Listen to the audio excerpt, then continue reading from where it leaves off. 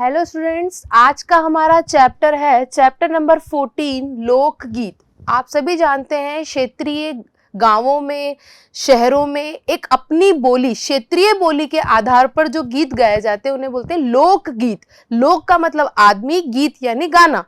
तो जो आदमी अपने हिसाब से बनाता है, ठीक है, एक क्षेत्र विशेष में गाए जाने वाले गीतों को लोकगीत कहा जाता है। और ये गीत अपनी ही बोली में गाए जाते हैं। तो हर क्षेत्र के अपने अपने खुद के लोकगीत होते हैं। स्टार्ट करते हैं लेसन।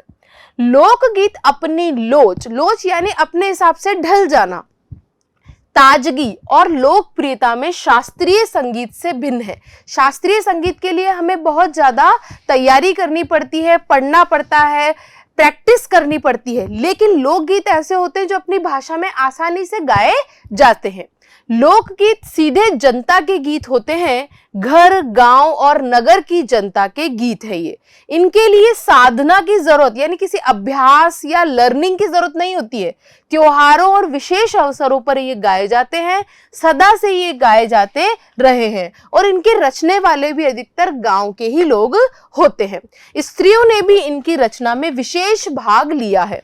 ये गीत बाजों की मदद के बिना ही साधारण ढोलक, झांझ, करताल, बांसुरी यानी बहुत इजीली जो वाद्य यंत्र होते हैं उन्हीं की मदद से गाए जाते हैं। एक समय था जब शास्त्रीय संगीत के सामने इनको हेय, तुच्छ, महत्वहीन समझा जाता था। अभी हाल तक इनकी बड़ी उपेक्षा, अनादर, इनको नेग्लेक्ट किया जाता था।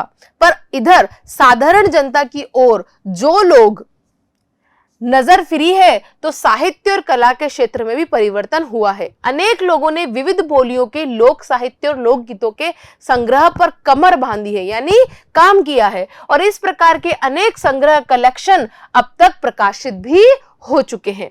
लोकगीतों के कई प्रकार हैं। इनका एक बड़ा प्रकार तो बड़ा ही ओजस्वी और सजीव है। यह इस देश के आदिवासियों का संगीत है। मध्य प्रदेश, दक्कन, छोटा नागपुर में गोंड, खांड, औराव, मुंडा, भील, संथाल आदि फैले हुए हैं, जिनमें आज भी जीवन नियमों की जकड़ में बंध न सका और निर्द्वंद, बिना किसी डर के, बिना किसी पक्ष के रहता है।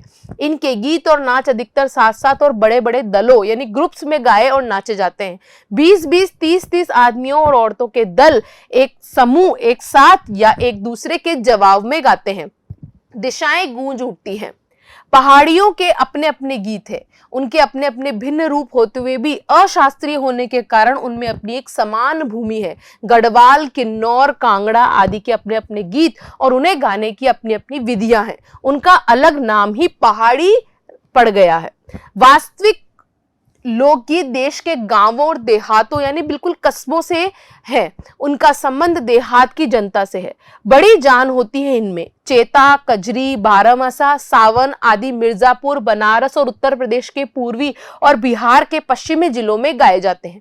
बाउल और भतियाली बंगाल के लोकगीत हैं। पंजाब में माहिया आदि प्रकार, इसी प्रकार के हीर रांझा, सोहनी, महिवाल संबंधी गीत पंजाबी में और ढोला मारू आदि के गीत राजस्थानी में बड़े चाव से गाए जाते हैं। इन देहाती गीतों के रचयिता कोरी कल्पना को इतना मान न देकर अपने गीतों के विषय रोजमर्रा यानी डेली बेसिस पे जो जीवन होता है उस पे गीत बनाते हैं। रोजमर्रा के बहते जीवन से लेते हैं जिससे वे सीधे मर्म यानी दिल को छू लेते हैं। उनके राग भी साधारणतः पीलू, सारंग, दुर्गा, सावन, सोरठ आदि हैं। कहरवा, बिरहा, धोबिया आदि देहात में बहुत गाए जाते हैं और बहुत बड़ी भीड़ आकर्षित करते हैं। इनकी भाषा के संबंध में कहा जा चुका है कि ये सभी लोकगीत गांवों और इलाकों की बोलियों में गाए जाते हैं। इसी कारण ये बड़े आह्लादकर यानी मन को प्रसन्न करने वाले और आनंददायक होते हैं। राग तो इन गीतों के आकर्षक होते ही हैं, इनकी समझी जा सकने वाली भाषा भी इनकी सफलता का कारण है यानी जल्दी समझ में आ जाते हैं। भोजपुरी में करीब 30-40 वर्षों से विदेशिया का प्रचार हुआ है। गाने वालों के अनेक समूह इन्हें गाते हुए देहात में फिरते हैं। उधर के जिलों में विशेषकर बिहार में विदेशिया से बढ़कर दूसरे गाने लोकप्रिय नहीं है। इन गीतों में अधिकतर रसिक प्रियाओं और प्रियाओं की बात रहती है। परदेशी प्रेमी की और इनके करुणा और विरह यानी अलग होने का भाव का रस बरसता है। जंगल की जातियों आदि के भी दल गीत होते हैं जो अधिकतर बिरहा आदि में गाए जाते हैं। पुरुष एक और स्त्रियां दूसरी और एक दूसरे के जवाब में एक दूसरे के दल बांधकर गाते हैं और दिशाएं गुंजा देते हैं। पर इधर कुछ काल से इधर इस प्रकार के दलीय गायन का हास यानी कमी होने लगी है, गिरावट आने लगी है। एक दूसरे के प्रकार के बड़े लोकप्रिय गाने आलाह के हैं। अधिकतर ये बुंदेलखंडी में गाए जाते हैं। आरंभ तो इसका चंदेल राजाओं के राजकवि जगनिक से माना जाता है, जिसने आला उदल की वीरता का अपने महाकाव्य में बखान किया है। पर निश्चय ही उसके छंद को लेकर जन बोली में उसके विषय को दूसरे देहाती कवियों ने भी समय समय पर अपने गीतों में उतारा और ये गीत हमारे गांवों में आज भी बहुत प्रेम से गाए जाते हैं। इन्हें गाने वाले गांव गांव ढोलक लिए जाते फिरते हैं। इसी की सीमा पर उन गीतों का भी स्थान है जिन्हें नट रस्सियों पर खेल करते हुए गाते हैं। अधिकतर ये गद्य पद्यात्मक, गद्य यानी लिटरेचर, पद्यात्मक यानी पोइट्री है और इनके अपने बोल है। अनंत संख्या अपने देश में स्त्रियों के गीतों की भी है। तो ये गीत भी लोकगीत ही है, पर अधिकतर इन्हें औरतें ही गाती हैं। इन्हें सिरजती भी अधिकतर वही है। सिरस्ती यानी बनाती, रचती है। वैसे मर्द रचने वालों या गाने वालों की भी कमी नहीं है, पर इन गीतों का संबंध विशेषतः स्त्रियों से ही है। इस दृष्टि से भारत दिशा में सभी देशों से भिन्न है, क्योंकि संसार के अन्य देशों में स्त्रियों के अपने गीत मर्दों या जनगीतों से अलग और भिन्न नहीं है, मिले जुले ही हैं। त्योहारों पर नदियों में नहाते समय के गीत, नहाने जाते हुए राह के गीत, विवाह के, मटकोर, जोनार के, संबंधियों के लिए प्रेम युक्त गाली के, जन्म आदि सभी अवसरों पर अलग अलग गीत हैं जो स्त्रियां गाती हैं। इन अवसरों पर कुछ आज से ही नहीं, बड़े प्राचीन काल से वे गाती रही हैं। महाकवि कालिदास ने भी अपने ग्रंथों में उनके गीतों का हवाला दिया है। सोहर, बानी, सहरा आदि उनके अनंत गानों में से कुछ हैं। वैसे तो 12 मासे पुरुषों के साथ नारियां भी गाती हैं। एक विशेष बात यह है कि नारियों के गाने साधारणतः अकेले नहीं गाए जाते, दल बांधकर गाए जाते हैं। अनेक कंठ एक साथ फूटते हैं। यद्यपि अधिकतर उनमें मेल नहीं होता, फिर भी त्योहारों और शुभ अवसरों पर वे बहुत ही भले लगते हैं। गांवों और नगरों में गायिकाएं भी होती हैं जो विवाह, जन्म आदि के अवसरों पर गाने के लिए बुला ली जाती है। सभी ऋतुओं में स्त्रियां उल्लसित होकर, खुश होकर दल बांधकर गाती हैं। पर होली, बरसात की कजरी आदि तो उनकी अपनी चीज है जो सुनते ही बनती है। पूरब की बोलियों में अधिकतर मैथिल, कोकिल, विद्यापति के गीत, पर सारे देश के कश्मीर से कन्याकुमारी, केरल तक और काठियावाड़, गुजरात, राजस्थान से उड़ीसा, आंध्र प्रदेश तक अपने अपने विद्यापति हैं।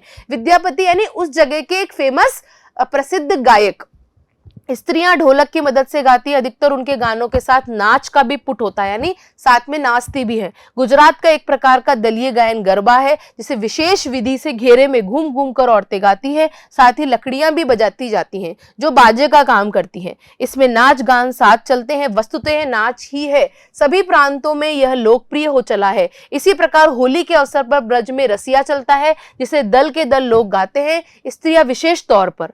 गांव के गीतों के वास्तव में अनंत प्रकार है। जीवन जहां इटला इटला कर यानी बहुत ही खुशी से रहता है, वहां भला आनंद के स्रोतों की कमी हो सकती है? उद्दाम जीवन के ही वहां के अनंत संख्यक गाने प्रतीक है। उद्दाम यानी हर्षोत्सालित। ठीक है, तो ये भगवत शरण उपाध्याय ने लिखा है लेसन